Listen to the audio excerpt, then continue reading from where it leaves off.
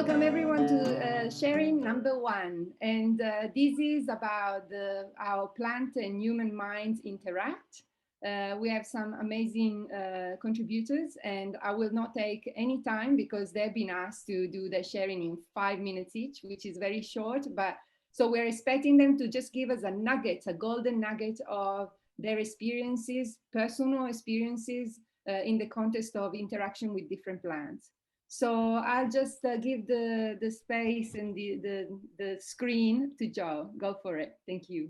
Thank you so much, Monica, and all of the organizers. My name is Joe in Davis, California on Patman land, and my plant is coffee, and I'm drinking it. I didn't choose coffee, it chose me. Coffee was ever present in my house growing up. My Lebanese father and his mother had a pot brewing all the time. First thing they drank in the morning, last thing they drank after dinner. My great-grandmother, who only spoke Arabic, boiled her coffee, what I've learned to call Turkish style. But coffee was always too bitter for me when I was young until I filled it with sugar and milk. I drank Coca-Cola instead, lots of Coke, not knowing that the caffeine in it came from decaffeinating coffee beans. All this changed when I spent a year in Vienna during college. This is where I encountered espresso and embraced the dark brew. Once I started living fully with coffee, I found it was so much more than caffeine. As an anthropologist of science and medicine, I'm interested in what humans do with what plants do with us. I teach a course every year on drugs, science, and culture. I devote a week to coffee because it is one of the most variable and exciting of substances.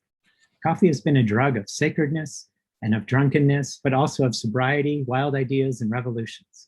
In England, coffee houses transformed society, giving birth to experimental science, insurance, newspapers, and new kinds of voting. It was too democratic to be a medicine. While some try to tell a story of coffee fueling capitalism, coffee's shape-shifting spread was a surreptitious subject of international espionage in which the seeds were smuggled to what is now Martinique and Haiti for slave production until anti-colonial revolutions stopped it. And production shifted to what is now Brazil, where the extensive plantation violence of 3 million slaves were used to make it into a commodity. Today's fair trade and cooperative movements are necessary but inadequate responses to the ongoing violence of almost all food production. But most surprising to me in researching coffee was how often people tried to stop it. It has been the target of state suppression in Muslim, Catholic, and Protestant countries for centuries. In each case, coffee was accused of being ruinous to minds and bodies because it seemed to seed too lively discussions. In England, the King's ban of coffee in 1675 lasted just 11 days. In the early 20th century, some Orthodox Jews sought to ban coffee during Passover because it was a legume. But one advertiser consulted with rabbis in Maxwell House to have it reclassified as a berry and therefore made kosher. It was actually during the temperance movement to ban alcohol in the US that coffee became elevated to near sacred status and cemented neocolonial US-Brazil relations. And there's been continual searches for proof of its imagined dangers. It seems as if something so powerful must also be a problem. As a consequence, it is one of the most researched substances. Surprisingly, it turns out not only to be incredibly safe, but also miraculously healthy. In large-scale prospective studies tracking hundreds of thousands of people over more than 12 years, those who drank a lot of coffee, 4 to 6 cups a day, had 50% reductions in many cancers, 40% less diabetes. And a study of more than 400,000 older men and women found that drinking 2 or more cups of coffee a day equated to a 10% reduction in deaths from all causes for men and a 15% reduction for women when compared to people who didn't drink coffee. And 4 cups a day were even more productive and protective. Surprisingly, to me and most people, the protective effect of coffee drinking was evident whether subjects drank caffeinated or decaffeinated coffee. So don't reduce coffee to caffeine. And I'm especially calling out Michael Pollan, who ignores this research. Coffee is so much more than caffeine. It's an elixir of health and immortality. Pharmaceutical clinical trials typically show nothing like this. They show tiny changes, whereas coffee has massive health benefits. This longevity effect was so powerful that the US Dietary Guidelines Committee almost came out and recommended it as part of your daily meal. I mean, the committee wanted to. The data clearly showed it should be, but somehow it didn't end up on the plate. The guidelines, which were finally released by a more political committee, were basically negative. But why don't you know this? Because coffee seems to avoid regulations, good and bad. Legally, it's invisible. It's not a drug, not a medicine, not a controlled substance, except in the Olympics, where it's the only drug that's regulated but not banned. And this means the rest of us can each determine our own dose every day. Enjoy. Thank you. Beautiful. Thank you, Joe, for sharing. Juan, do you want to share for us, please? Okay. Thank you so much. Very honored to be here.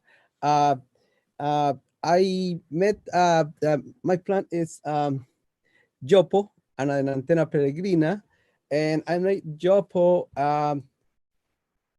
almost 20 years ago in San Fernando de Atabapo, while I was doing field work in oral narratives for my book, Folktales of the Amazon. And since I'm a poet, I remember that inspired me to write a poem. So that is what I'm going to read. And obviously, it is sort of a co-creation within a belief system that I was inhabited by. Yopo.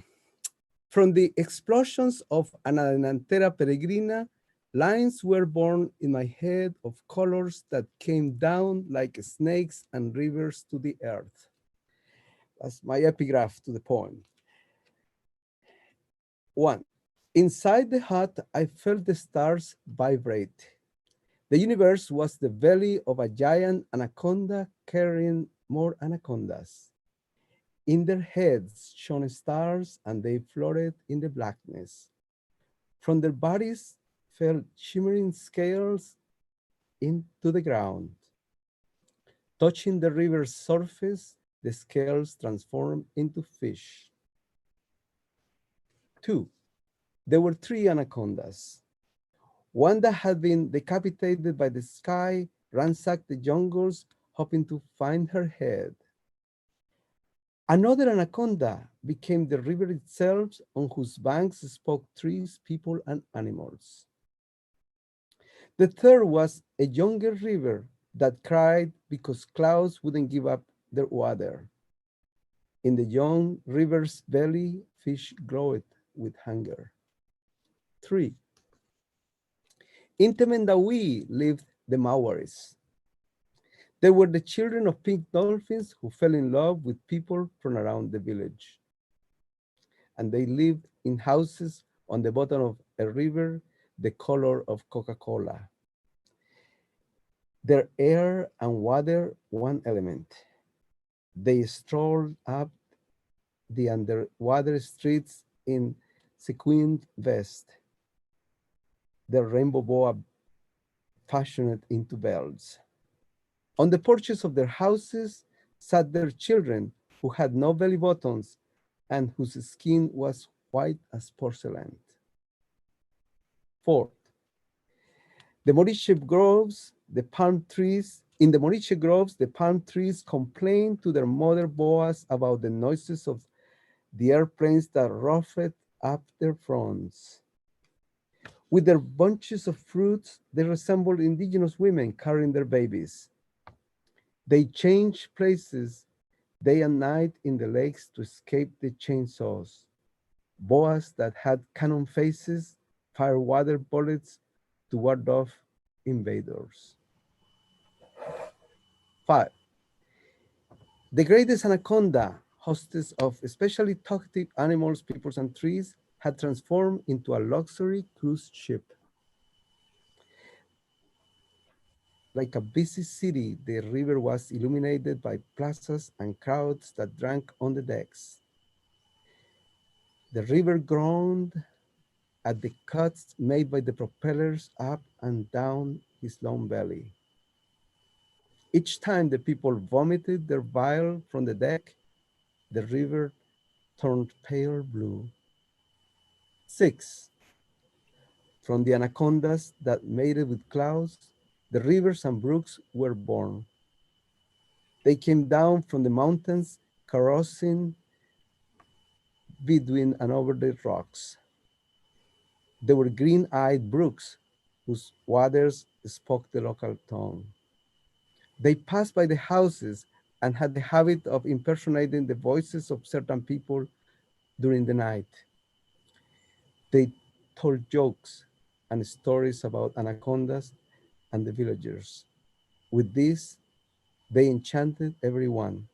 The people in their houses stayed up all night, spellbound, laughing. Thank you. Thank you very much. The translator of this poem, I wrote it in Spanish, is the poet James Kimmerer, American poet. Thank you. Thank you so much, Juan. Beautiful sharing. Robin, welcome. So such a pleasure and honor to have you with us.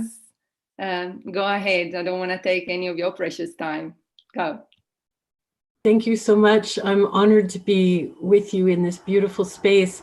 And I chose this evening to read an excerpt from my essay about my beloved plant, the white pine, Pinus strobus, in our language known as Jingwak.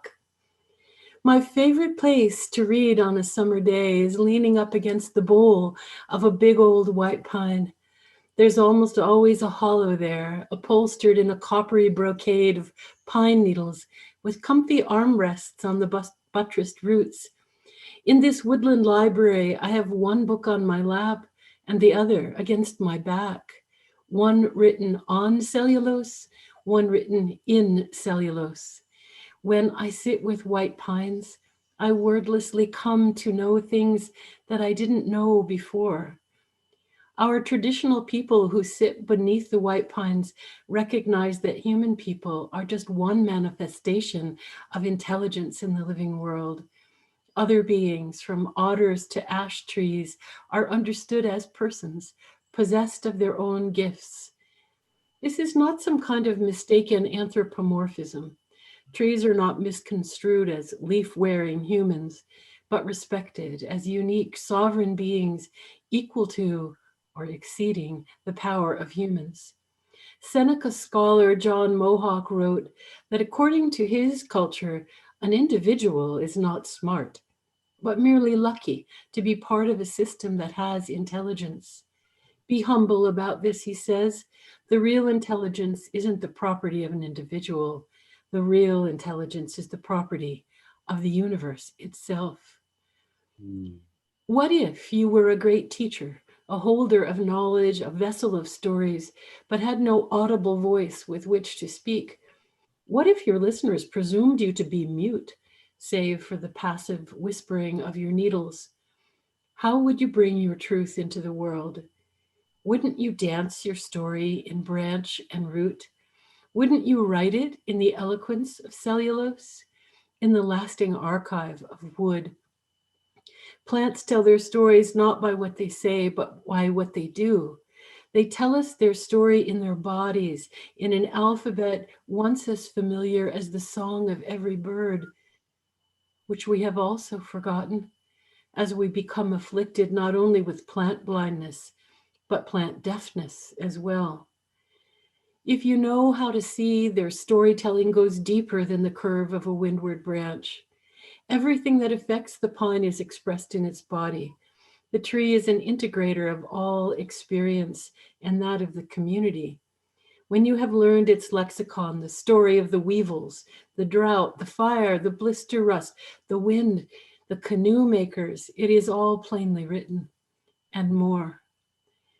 Imagine if you had a sheet of paper made of cellulose cell walls with abstract little black marks laid down in lines across its surface. What if those black marks made a coherent pattern that could be decoded to yield information? What if that information conveyed meaning about natural phenomena such as climate and disease? What if that information correlated with the known history of the world? Wouldn't you call it writing? But we don't. In trees, we only call it growth, as if the cells, each distinctive as handwriting, were only made for one function, as if the human throat were made only for respiration and not for singing.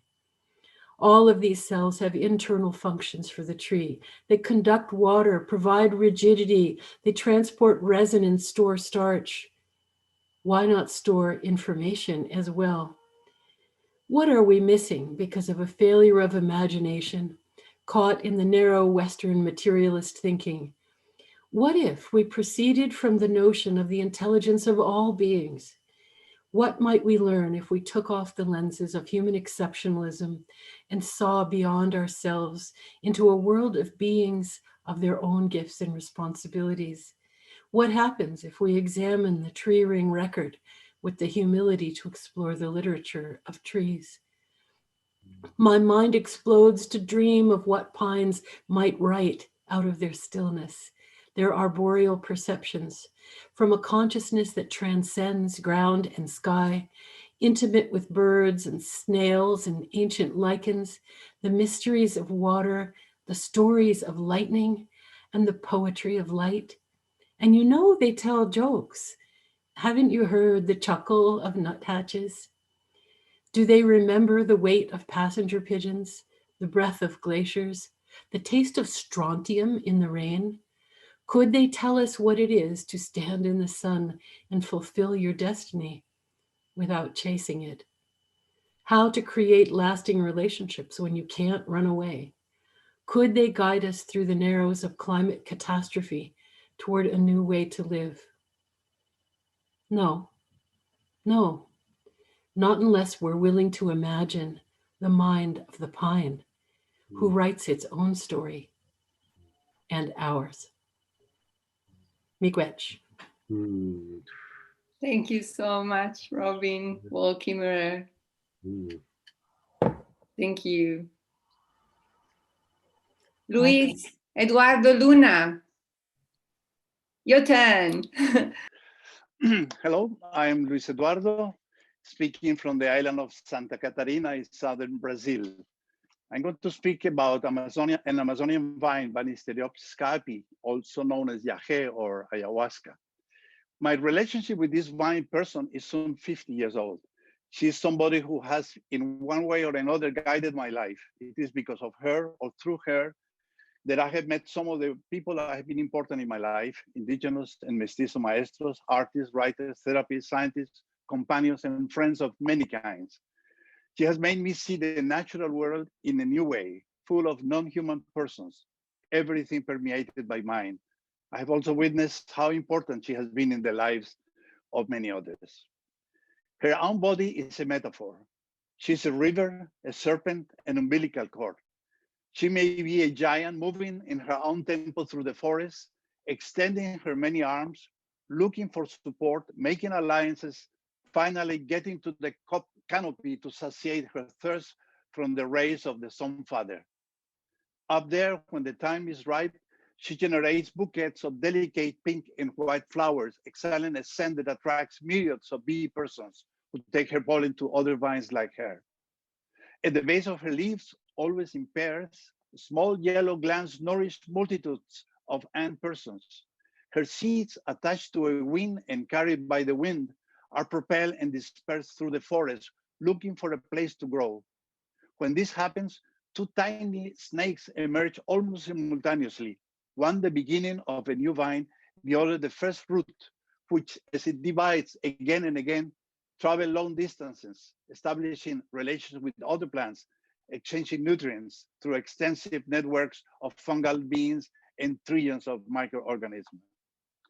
When humans appeared in the Amazon, new connections were established. They could quell their thirst from the fresh, clean water stored in her body. Chewed or boiled, she enhanced their senses, gave them better acuity, and made them stronger. In combination with other plants, she also gave them visions.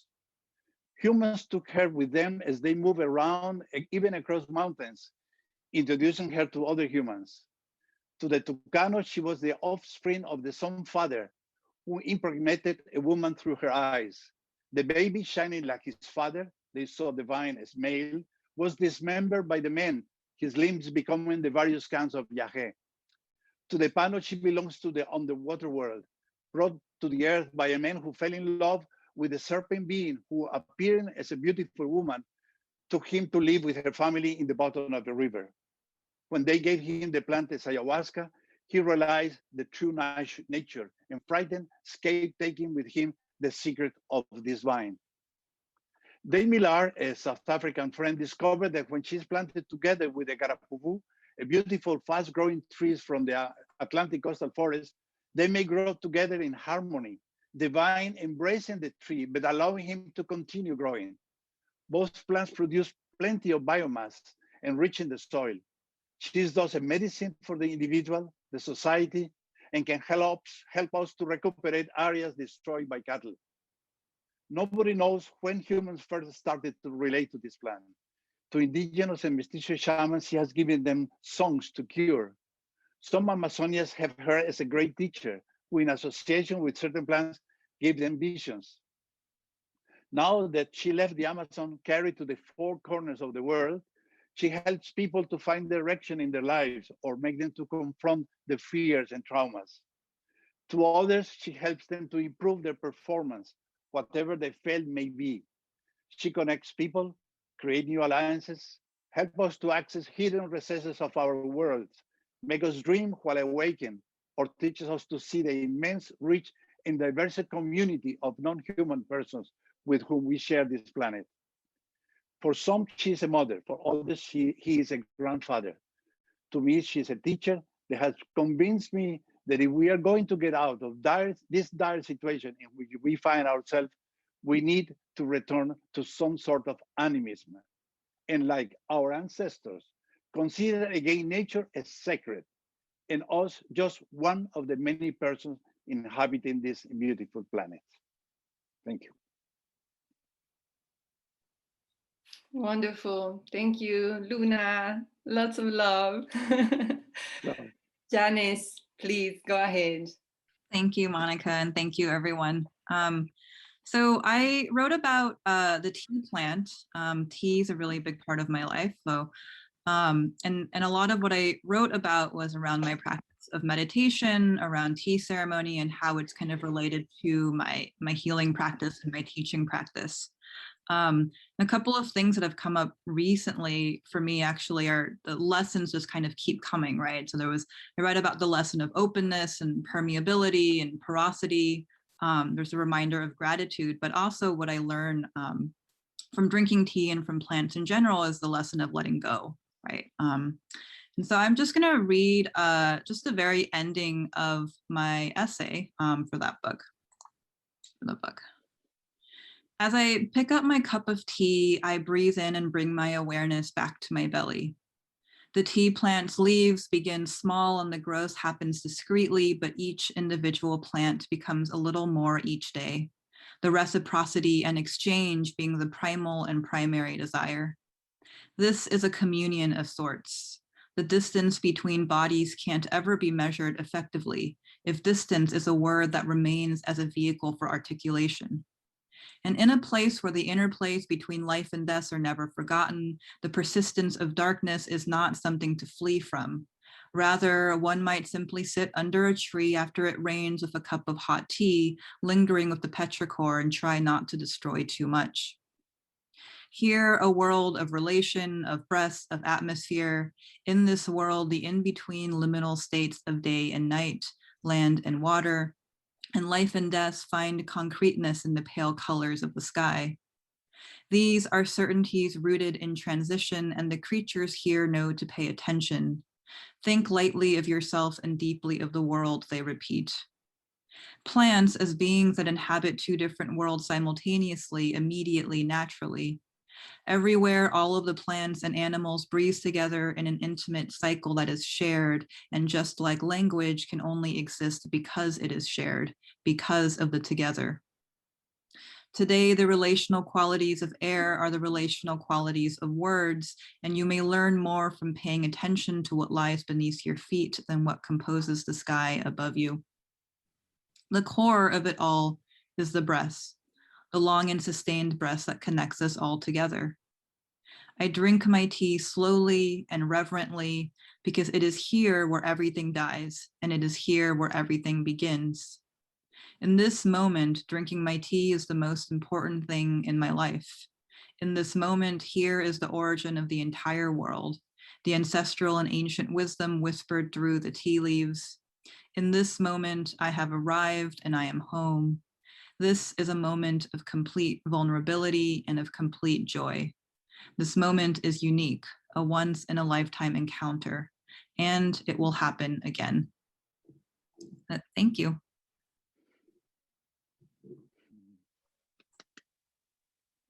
Beautiful. Thank you, Janice. I really appreciate your sharing. And I guess now we're going to listen to the words that Kristi has to share. Kristi, would you like to come online, please? Okay. My name is Kristi, and I am coming to you today from the summer hunting grounds of the Crow, the Gros Ventre, Blackfoot, Nez Perce, Bannock, and the Eastern Shoshone in what is now a town we call Kelly, Wyoming, an inholding of Grand Teton National Park.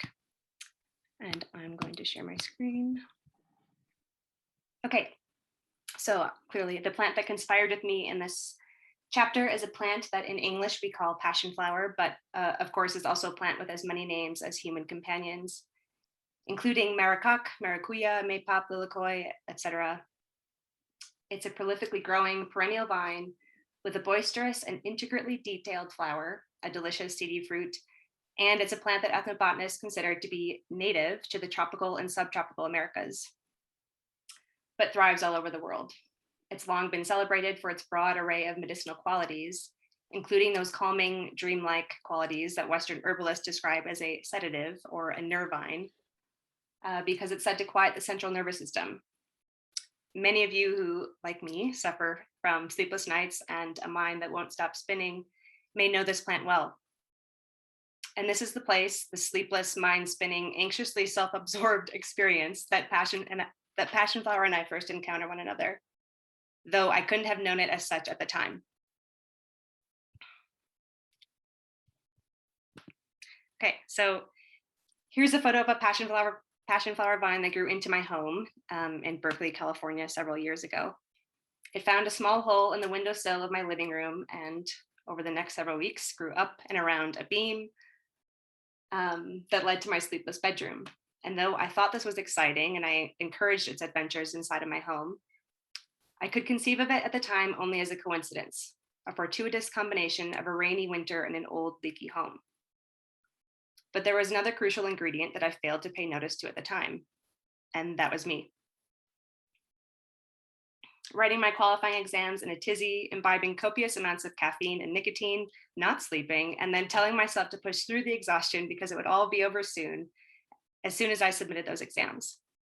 I was so distracted and caught up in myself, or a future finish line oriented self, that I couldn't take the time to slow down and smell the flowers, so to speak. It was only after I had a so-called nervous breakdown and enrolled in an herbal medicine course that I began to wonder if, all the while, the passion flower vine had been minding me.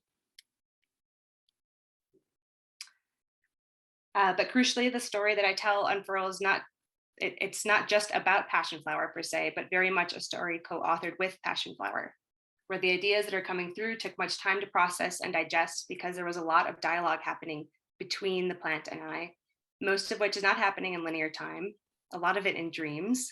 But this is a significant point that passion flower invites me to think that what we call waking life is but a narrow iteration of perception, a window that need not be as closed as you imagine, so rigidly guarded against the creative, non-linear dream work realms and communications that are, perhaps all the while still happening, and in which the minds of plants and humans might converge, or at least be felt otherwise. So I want to end this with a brief excerpt from my essay. It's the introduction of the essay and a dream in which passion flower and I were more officially introduced. I'm walking along a busy highway. The rushing wind of passing cars keeps me alert, anxiously traversing between white lines and steep roadside trenches. A man shouts at me from a car, "Hurry up." Suddenly, I'm in a race and the finish line isn't far. Pick up the pace and I could win. My strides lengthen, moving faster. I slip off the road onto a forested trail. My feet pound softer, heart louder. But now I'm in a spa, surrounded by smooth wooden walls, low hovering ceilings, and I'm frantic, searching, opening and closing sauna doors, rushing through rooms with massage tables, the smoke of burning incense clouding my vision. And then a desk emerges. a woman standing quietly and calmly behind it. She is bright, luminous, wearing a purple collar. I ask her where the finish line is, tell her I'm in a hurry, that I could win if she could point me in the right direction. She approaches me, slowly, warmly, but without a smile. There is no finish line, she whispers. There never was. And that's it. Thank you. Thank you so much, Kristi. I was part of a little bit of your journey with this plant, so it's very touching to listen to you. Thank you. Welcome, Ivan. The words is Hello, for everyone. you. Thank you very much. Such a joy to be with all of you today. From the mind of plants to the mind of the world. With the serene joy of decades of experience and struggle, Abuelo D, an indigenous elder from the Cofán community in Bajo Putumayo, Colombian Amazon, was seated on an old-looking stool holding a piece of cord. P passed away, he said, and then remained silent. As I introduced myself and paid my respects, I was able to recognize the skin of a plant in the elder's hand. El abuelo es una matica de Yoko. The elder is Yoko, I thought, as I was musing about plants as persons in Amazonia. Are human engagements with other beings limited to the dubious epiphany that we all depend on the mineral, vegetal, and animal life of the world? That we all interexist? What are then our responsibilities to this interexistence? The plant. Usually harvested in the wild and sometimes cultivated in chagras, an Amazonian slash and burn cultivation system, Paulinia Yoko is a tropical climber vine that grows up to 15 meters. Conventionally used as a breakfast infusion across the Amazonian regions of Peru, Ecuador, and Colombia, Yoko allies hunger and stimulates the muscles to endure long working hours in the forest. To prepare the Yoko beverage, one carefully rasps the phlegm layer of the plant with a knife and dissolves the resulting sawdust in cold water. Besides its tonic properties, Yoko is an anti-malarial antipyretic and a remedy for the treatment of the bilious disease, which is frequent in the region of Putumayo, to be sure. Yoko has emetic, psychoactive, active, contraceptive, and even abortive properties, and people in Amazonia consider that it gives advice to the person who ingests it. More than a plant, however, Yoko is person, and more than a person, it is a mode of relating, a mode of learning and co-participating in forest life. An encounter. The bitter and earthy taste of the Yoko infusion sparked an instant sensation of warmth in my limbs and head, to then ignite a mild chuma or dizziness as my body quivered in slow motion. The chuma grew stronger and my stomach sort of turned in on itself, while the bile and the plant were both expelled with the urgency of a powerful relief. Bewildered and grateful, I imagined the vibrant presence of a gentle song sprouting from the surrounding trees. Learning. Learning with the plant is encountering the plant's mind as a body, and this requires a particular form of training or corporeal discipline. Learning with Yoko as mind, however, exceeds liberal deference towards this vegetal other. It is about learning how to seriously and carefully and tenderly engage with the Yoko's perspective and seeing that he is making the world from this vantage point too. More than the representation of an external reality, this learning process requires the ingestion of the plant as a somebody rather than as something. So the initial outcomes of vomiting and sweating are also essential to the task at hand. They are both cleansing and learning techniques. They are both forms of communication with the plant and the larger mind of the forest. Plants like Yoko help us to put the mind back into the body, heart, and stomach while removing whatever interrupts our mente fresca, or our ability to perform good and beautiful thinking. In my experience, learning with Yoko is quite explicitly a form of ethical training to become better partners for our wounded and flourishing earth, an ethical learning of sorts to orient good action in a world. Mindful plants teach us that humans are or can become mindful beings again, that co-create the world with plants and non-plants full of mind. Teaching. Several dialogues with vegetal and non-vegetal friends have taught me a valuable lesson, which, in paraphrasing legal scholar Boaventura de Sousa Santos, can be summarized as follows. we are facing modern problems for which there are not always modern solutions. The 2019 fires in much of the Amazon express this exacerbated modernity in our sociocultural systems, biodiversity loss, illegal grabbing of indigenous lands, and racialized violence against local populations require sustained and respectful return to indigenous and vegetal territorial logics of care. So thank you very much for listening. Thank you so much, Ivan. Another beautiful sharing. I just wanted to make sure that everyone knows in the audience that you can ask your question by going to the chat and selecting the 8:30 session, which is this one, and we will get to it very shortly. And now I give the word to you, Jonathon, on cacao. Thank you, Monica, for organizing this beautiful event. Thank you, everyone, for participating. So amazing to hear your sharing to the people watching this. Thank you for being part of this. So it's a great honor to have been invited by you, Monica, to present about a plant very dear to my heart, cacao. And I was, just the way the plants reach out one fine afternoon, visiting my mother who lives in the East Bay. I was walking my sister's dog, and a friend of ours who had been to our lodge in Costa Rica, I run a small eco lodge. We have an ethnobotanical garden there, and a lot of cacao trees. We're cultivating different wild cacaos of different kinds and different heirloom varieties. And so I decided to go visit her, and because she had, when she was visiting us in Costa Rica, like about a year earlier, she had gotten lost in the forest. So it was quite the adventure. And right when I got to her house, she was overjoyed to see me because the day before, a mythologist had come to her home and she had helped her unpack the whole incident when she got lost in the forest. And interestingly was that finally when she just surrendered is when she found the way back. And then so she thought that was pretty incredible that I just showed up out of nowhere the next day after this experience with the mythologist that helped her unpack the incidents that happened to her. And then she says to me, next weekend I have a sound healing happening here. Please, I'd love you to come, that you're in the area. So I said, thank you so much. And I went with my mom. We participated in this beautiful sound healing workshop. And then after that, she said, look, there's my friend from out of town. I don't know if you'd be so kind to drive her back to her hotel. You have a car? I said, yeah, I have my mom's car. Of course, I'll drive her.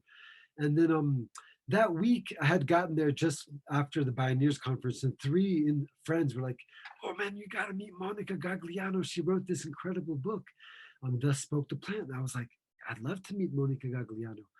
And then most amazingly, this person that I was asked to drive back to her hotel, of all people, is the one and only Monica Gagliano. So I thought that was incredible. I was like, I was just told by three people I have to meet you.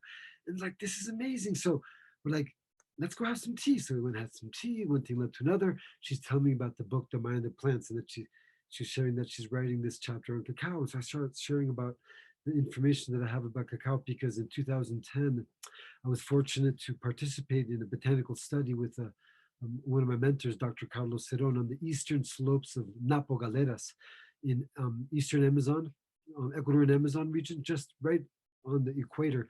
And Cuatro Casas, who wrote one of the definitive studies of cacao, says that the cacao has its origin on the equator in the Amazon, the upper Amazon on the equator. And then in that study, we pretty much, through basically Dr. Cerón, who's collected over 90,000 herbarium specimens, and he's the person who can make such a claim. He said that undeniably this is the origin location of cacao east of Galeras, because he had never seen in all his botanizing a region with such high concentration of the family Malvaceae. And we found all kinds of Malvaceae trees, such as Sterculia pabophylla, that's in the lowland Amazon, only found in swampy areas, here growing on firm soil. Anyway, so I started sharing with this. And then Monica was like, oh, you must write this chapter. And I was like, well, if you insist, sure. So I was humbly invited through this like synchronistic sort of set of circumstances to present this chapter on cacao. And it's in the book, and I'll share just a short piece here. I wrote a blog. Let's see if I can share the screen. I think it's down below screen sharing. And I put it up on the blog on my, I don't know if people can see this, but I'll read. It's Cacao, the World Tree and Her Planetary Mission. On my blog, I was able to add a lot more photos, and in the book of The Mind of the Plant. So I'll put the link into the questions if people would like to see that. And I'd like to share just a short piece here. It says, imagine a rainforest clothed in rising mist, a mystical place filled with life and the calls of many types of birds and animals, steep verdant hills and valleys, cliff faces, drop, splotched in tones of green, the sun rising over the expanse of the Amazon, splashing water, chimera rainbow hues, towering ice-capped mountain peaks of the Andes stand firm in the west, golden in the morning light. The mountain slopes have given rise to marvelous biological diversity. To understand cacao, we must understand where she comes from, a place closest to the sun, where day and night are equal in length all year long, a vastly intricate union of thousands of species of plants and animals, insects, birds, fungi. Sorry, I need to interrupt you here, Oh, yeah. but it's beautiful sharing. 5 minutes is up. I told everyone that I was Okay. going to be absolutely militant about this, so thank you so much for your sharing. Otherwise, we won't have time for everyone. Mauricio, please.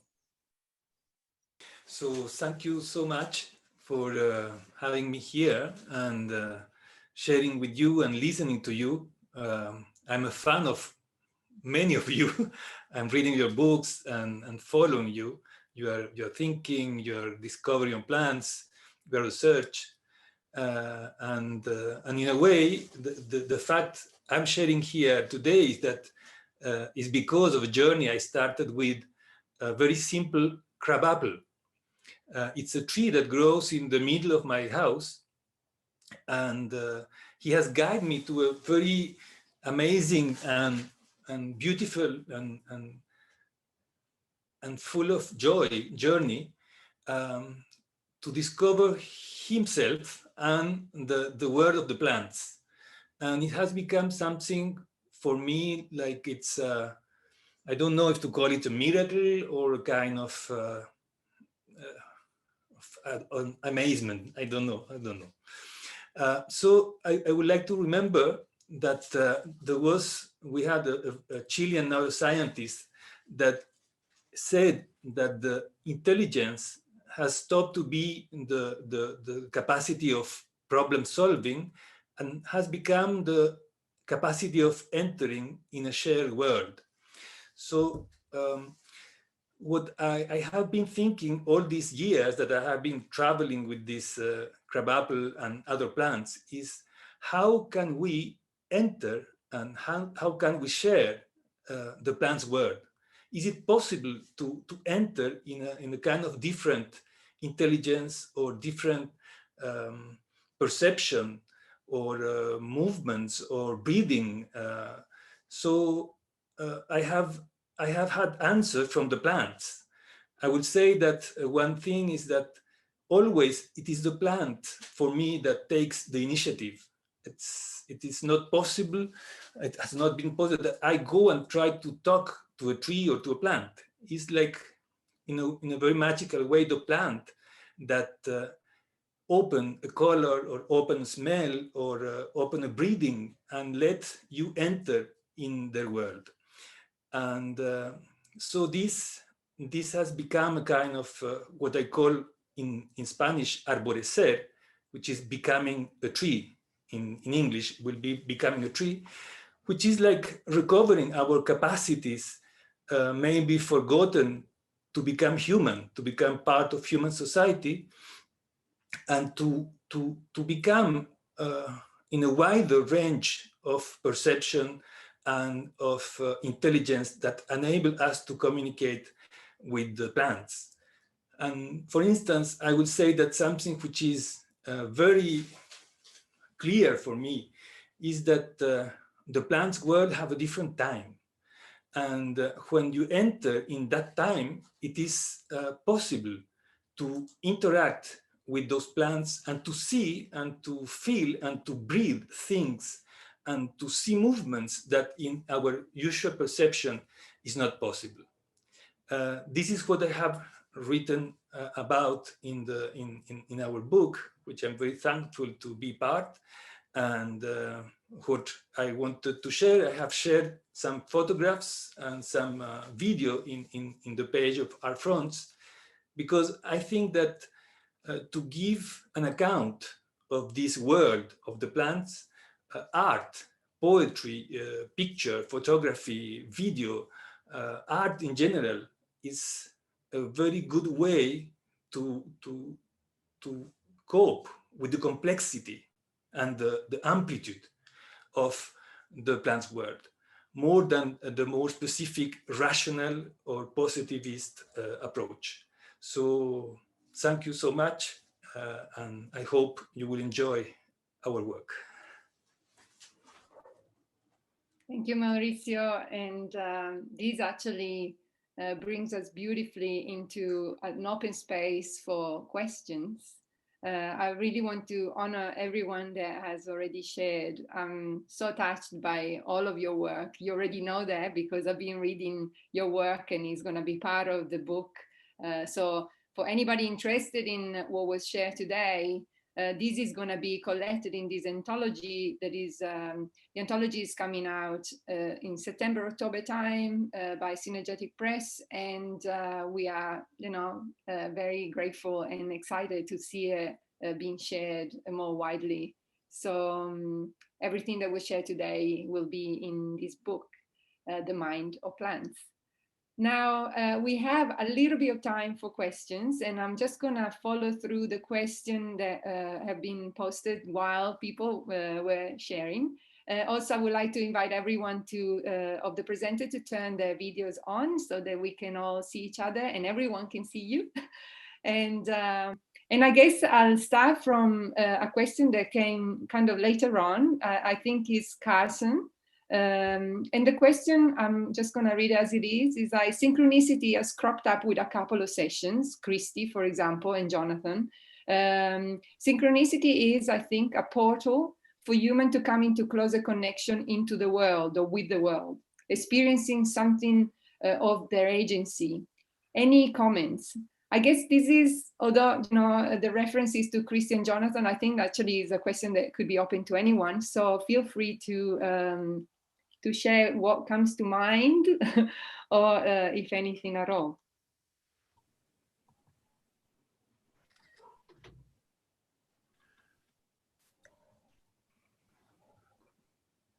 I like what Mauricio said. Apologize. Just short. I like what Mauricio said about just like, surrendering kind of to the non-rational, and I feel maybe synchronicity is the way spirit works through us because it surpasses the rational mind of where we're always looking for the linear thing. It helps us to enter a more non-linear space. It shows that we're closer to spirit when that happens, I feel.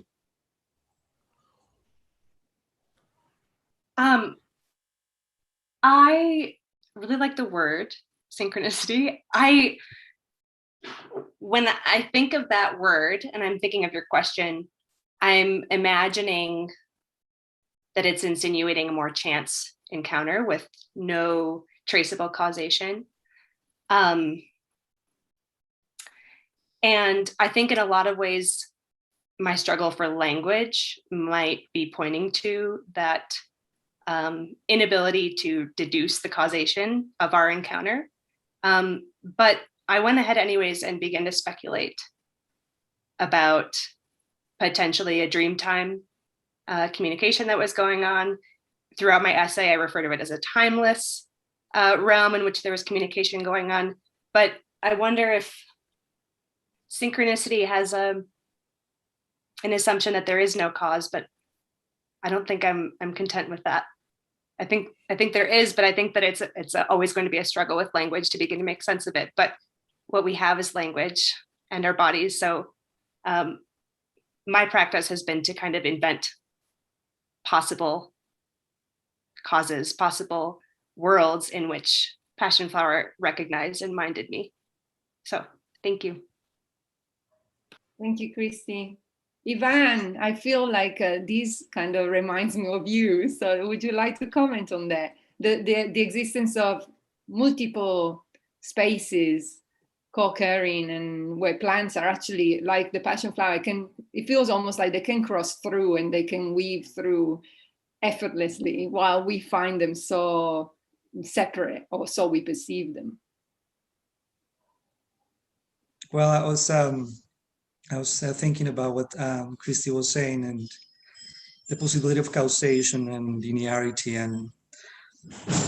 and I don't know. I think it's well, we have been for a long time trying to understand the world from the vantage point of our bodies, humans, and encountering the possibility of other bodies having perspectives. I think that kind of opens the conversation beyond language, beyond even imagination. So, but it's always humble engagements with these other beings that we are required to do. It's always bit by bit. So in my practice with the Joko and with Yahe, for example, it's always surprising to see how worlds emerge, and you cannot anticipate the kinds of worlds that you're going to encounter. Just experience them and hope that some learning comes with it. So just to share, to sense to this conversation. So it's just a call to being humble and attentive to these encounters. Okay. Monica, can I say something? Absolutely. Okay. Yeah. You know, I'm just a couple of days ago, Rupert Sheldrake gave a fantastic 8-hour lecture. And it really makes sense. He talks about morphic fields of information, fields. And if we think in terms of fields, then, you know, the causation is just like via bullets, you know, and this is not the way it works. Everything is fields, and they will possibilitate this kind of information, you know, relationship with other non-human persons. If we are immersed in a field of information coming from the past, you know, so it makes sense, you know. So synchronicity, it will be part of it. Simply, synchronicity is that you pay attention, simply, because it's happening all the time. Thank you. It actually reminds me of the idea that we have of time and how we perceive time in this linear continuum. And so there is a past that is gone, and there is a future that is coming, maybe, and there is a present. And although we are so obsessed with this, hardly ever we are in the present time. We often are so consumed by the past, or consumed as well by a future that is not yet. And yet, there is another way of seeing time, or actually I should say experiencing time. And for me personally, when I engage and I enter the plant time, that's exactly what I experience. And it resonates with what you shared, Luna, and Ivan as well, in the context of like just your presence and your attention allows you to enter a different kind of time that actually, it feels more like a no time space, because you then realize that the past, the present, the future, that there are words that we use to maybe point to certain fields of existence are actually occurring, and the future is happening now and is already happened, and the past will happen. And the only place to be able to feel all of this is the present. And plants are so good at being present. And also for me, I feel like they have been teaching me a lot about what presence means and how to be present. And yeah, I am not a very good student, but I'm trying. So, and I guess in that context, synchronicity absolutely feels just, but of course, like just a different timeline or time fields coming together, and you are paying attention. Maybe I can. Yeah, I mean, I love how so many of these thoughts, these presentations just now touched on like the temporality of plants versus humans, the kind of, yeah, like, but also I guess, maybe I'm just trying to think with coffee, there's, it's not so much the individual encounter, although people don't sometimes talk about that. It's more like a kind of mass encounter. It's like the spatiality of thousands of plants and then like hundreds of people drinking coffee together is something different than not drinking coffee together. So, and the response is like a social response. It's like to ban it or to celebrate it or to like sprout stores and so on and cafes. It's, that there's a space-time that's if you step back, and the way you slow down to get in touch with some plants, with other plants you kind of step way back and kind of watch these kind of waves move through people, and in turn the plants are moving too, right? Mm-hmm. Like they have their own modes of like moving humans to move them.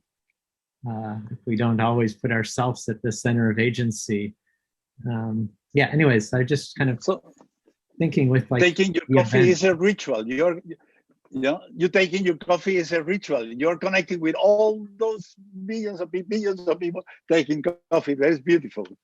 And I guess ritual again is a key word, because it's like ritual is just putting attention to that moment when you're, for example, engaging with your cup of coffee, or when you are making a prayer. It's the same kind of spirit, I think, in us that is connecting to the bigger picture, the bigger spirit. And I really love what you said, Joe, about these. I just had this image of all these people with cup of coffees, which is actually quite realistic, if I think about it. And I don't think about it when I'm drinking mine. I just think, oh, this is my coffee. And instead it's like, oh, there is millions doing exactly the same right now. And connecting with this almost higher mind of these coffee plants, who is also a very interesting plant, because at least for me, in my experience, it speeds up time. Suddenly it's like you're going very fast. So, and I just want to make one little loop too, because ritual was brought up, Luis, that synchronizing, that one thing that rituals are about, if anything, is synchronizing people and plants and other things together. And so when we started with this question of synchronicity, as if it was really far away, like some mystical meaning, like not immediately experienceable, but synchronizing is what's happening all the time with our various rituals, our various practicing together. And it's from what perspective does the synchronizing appear? And when we don't know the perspective from which to see it, that's what we call synchronicity. That's what Kristi was, I think, referring to. We lose the words to see the ritual that's taking place through us. That's right, beautiful. Thank you. Mauricio, I have a feeling that I can hear your mind. I don't know if it's the plant in your mind, or is you in your mind, or both in your mind. Did you want to share something? I think it's the plant. Good. For me, the feeling of the presence of the plant is the presence of life. I mean, when I am in the present and I am with the plants, it's like you can feel the energy of life, which is all over this, maybe this field that Luna mentioned, or maybe this ritual, the common ritual, but it's like coming back to the big energy of life, being in the real present. So it's like being in the smallest and in the biggest at the same time. We talk a lot about the here and now. And I think for us, the here is very obvious because of our perception, and we can see the here. But the now is the time, and it's more difficult to perceive. And I think the plants help us to become part of that now, which is so present and so alive. Beautiful. Beautiful. It actually links very well with another question that was posed. It was directed to you, Kristi, but I think it links well with this idea of space, time, and perception in general. And the question was for Kristi: did the plants, or the passiflora, grow towards the darkness and onto that hook on its own, rather than towards the light? And then, of course, it seems like a contradiction, because we know that plants are looking for light. So do you wanna, and I can see, Joe is getting excited about probably the embodiment that this represents, but do you wanna go for it and give your take on this, or the plant take? I don't know. Yeah, or just like the very simple answer, which is I placed that tendril in that hook because it was growing up the wall. But I mean, technically it was growing away from the light as it was growing into the window into my home, because it was perfectly bright outside and my living room was not. So it already made a decision to grow through the window into a darker space. And I helped it into that hook. It's a rock climbing hook. And then it began to grow around the beam. And I don't want to complicate that. I'm going to let Joe do that. Or anyone. But anyways. Who, hook, whom? Who, hook, whom? Exactly. There is actually a question that is connected to this, and I might just pop it in so that we can explore it as well. And it's connected to what we were discussing before in terms of the ritual. And so someone comes in, is asking, what ceremonies or ritual do these plants you celebrate undertake? So I'm reading, this is not the rituals that that we do with these plants, but what kind of rituals the plants are doing with us. I guess, Joe, maybe this is for you, because it's like you are very ritualistic with your coffee, I know. So every day, right? Like religiously. No, I mean, I think it's a great question. I mean, coffee is interesting to me because it's like a plant that I'm farthest away from its cultivation. You know, I've hung out with cacao trees because they're in our kind of conservatory in Davis, but I haven't hung out with coffee trees. I don't, you know, I haven't talked with coffee growers, and I'm very, yeah. I mean, there's a whole world of coffee that I don't know. I know this other part, this part that they've helped do with humans to make them something that circulates so globally, which I think is, yeah, and precariously, as we see. The climate change is shifting their altitudes of cultivation, which is, so many livelihoods have been entangled in kind of abusive ways to that. So I think there's a lot more to think about this practice. I guess this connects also with tea. And Janice, maybe you want to comment on this, because they are very similar in the way there are two plants which are engaged with us in a way, very similar ways. Like tea is also like drunk worldwide, and there is a whole sort of geopolitical story attached to tea as well. So maybe you want to comment. Yeah, and I actually love that Joe did coffee and I did tea, so it's kind of covered all the caffeine bases. But I mean, this question about ritual, I think, is so interesting, because for me, I think ritual and ceremony are really human things, right? For me, it's about bringing ourselves to the present, you know, about bringing the magic to the mundane. And humans need that, I think. I think we need, you know, because we have the separation, whereas plants, I think, don't have that separation. I think they're in a constant state of what we would call ceremony, right? I don't think that they have a distinction between what's mundane and magical. I think both are existing simultaneously. And it's really for humans to bring that out, right? And that's why we have to return to it and kind of create that separation in time, where plants are operating in a different time. So that's not, that distinction isn't there. Yeah, beautiful. Yeah. You know, I would like to say, you know, once again with Rupert, you know, Rupert Scheller, once we were walking in the park in London, and he said, you know, the beauty that we see, it's seen by all of nature. They see the beauty as well. So we are in ritual, you know, we are in ritual. And for me, when the ayahuasca flowers, oh my goodness, it's a ritual, you know. I perceive it as a ritual. Yeah, beautiful. I like that that people has focused on the ritualistic aspect and in connection to synchronicity, and I think that you know we are celebrating here, you know, the agency that plants have in our lives, in all kinds of life, and which is to put everything together. to take us to that connectedness with the purest form of poetry, which is the physical world, and that connection that we have lost. And I think that's what all these concepts, like ritual and synchronicity, are summing up in regards to that part of the physical world that we have lost touch. That they are prompting acts of ours, whether it's contextualizing or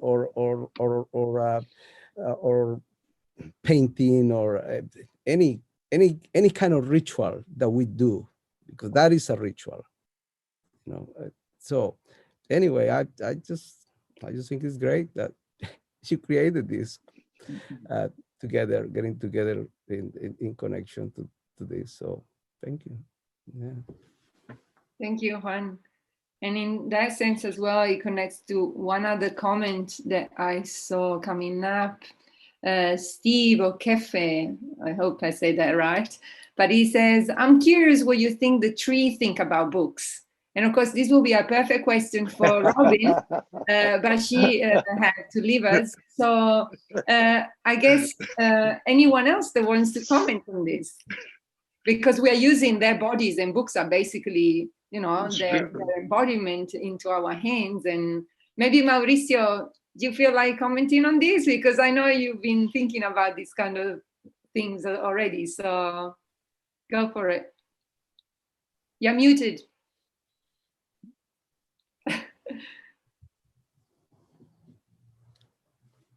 Perfect. I think that there is two ways of I could think about that question. One is, of course, we use the trees for making books, and so one could say that we are killing trees. But in my experience, one has to separate what is the trees that we have created as an industry, as an expansion of the human mind, to the nature and the trees in general. And I found that the nature and the plants are so generous.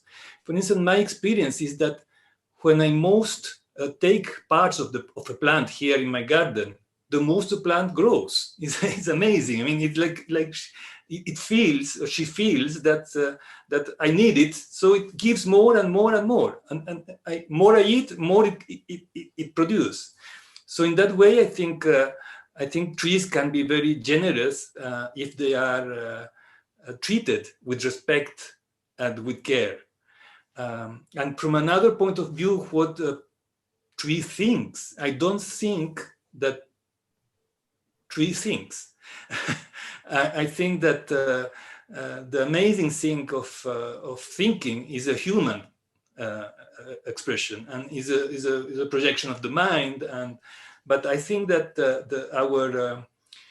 our feeling, our connection with the plants is the connection with life, with the most essential, which is like becoming again part of life, and breaking a little our mind, which is always mumbling and connecting other things, and becoming part of the life, of the energy of life with plants and animals. And I think that is kind of, I think that's the ritual that we were talking before. Anyone else who wants to comment on this? I would like to say something. Sure. Just in short, I feel that the plants are representatives of nature. And since they can't speak, they speak through us, through synchronicities. They pull us into them so that we can be their spokespeople, and we can be their representatives, because we live in a very precarious time where the ecologies of all natural ecosystems are under great distress and from human activities. So the plants are pulling us in to awaken us to the truth of unity, that what happens to nature happens to us. So in a way, the plants are reaching out to us as maybe we could say, maybe the most recent evolution of nature to come back and save ourselves and them and all of us together in whichever way is within our reach. So I really feel it's important to see plants as representatives of nature that are reaching out to us to become allies of nature. I guess, and we are about to run out of time, but given that I'm a chair, I have the privilege of saying the last word. I just wanted to respond to that because I actually have a problem with, on one side, I agree with you. Yes, plants representing or representative of nature and speaking through us. And on the other side, I totally disagree with you, but I am internally paradoxical, so don't mind me. Because I actually, well, first of all, if we keep thinking of plants as they are nature and we are not, then we already have the problem right there. And the other thing is they don't need us as representative. They represent, they don't even need to represent themselves. They are embodying themselves. And what they're showing by being present is how to embody life in the form that you are in. And so they're being perfect plants. And they're just by being, they're showing us, at least this is my take, to me, they're showing me how to be perfectly human. And this is my learning, because obviously if I was perfectly human, I wouldn't even probably need to even talk about this. We wouldn't need to talk about this because we would already know and there would be nothing to say. And so maybe we will also be silent as we perceive them to be. So, but anyway, beautiful sharing by everyone. Thank you so much. I know many of you in person, and I feel so honored to have you here, especially given that COVID didn't allow us to meet in person in the last year or so. So this is such a joy for me, totally selfish. And yeah, thank you so much for joining us live. I know that for some of you it's a very strange, weird, uncomfortable time. And thank you for be part of the project. And there will be more that we will do together. So I'm looking forward to that. And I just want to, thank the audience that has been very patient and sending beautiful questions. And now we're gonna have a little bardic interlude with Russell Hibbs, who is a real beautiful man, musician, and a real bard, wordsmith that lives in this area of the world. And then there will be a little break. Get up, go outside, take pictures of plants, put them on the website so that everyone can see what others are surrounding you. And then we come back for sharing number 2. Thank you very much, everyone.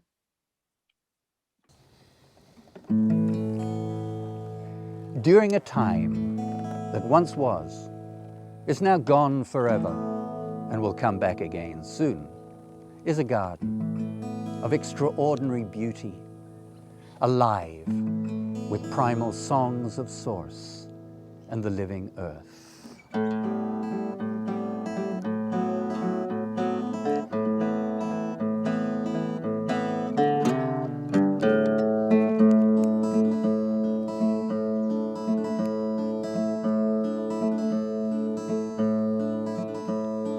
Down in the forest where I sat today, a million eyes where the shadows play, moth wings still like the bark of a tree, singing I am you and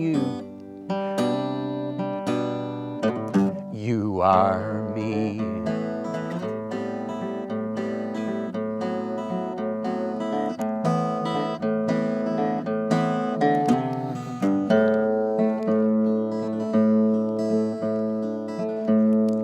Unseen fingers paint a scene so fine, velvet green enchanted time, twisted trunk of a tree so old, memories and stories, stories told.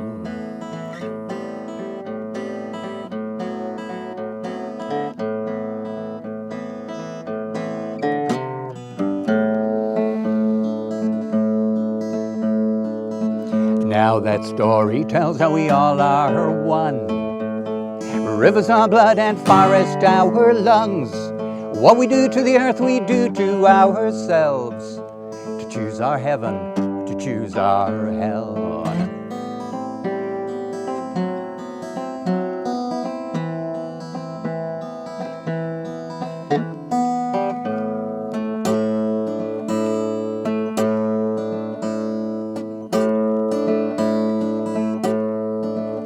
Now the wind, she shares a spirit with us all. From our first breath to the day we fall, we're the children of the earth, and we must see that only those who live in love are really free.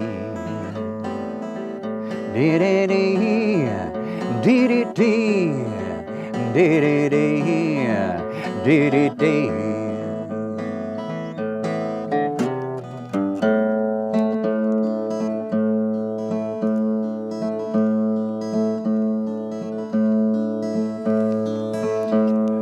Dig so deep and you reach so high. Wow. Your swaying arms dance with the sky. 7 green willows bend with the flow. A turquoise bird and a golden glow. Glow.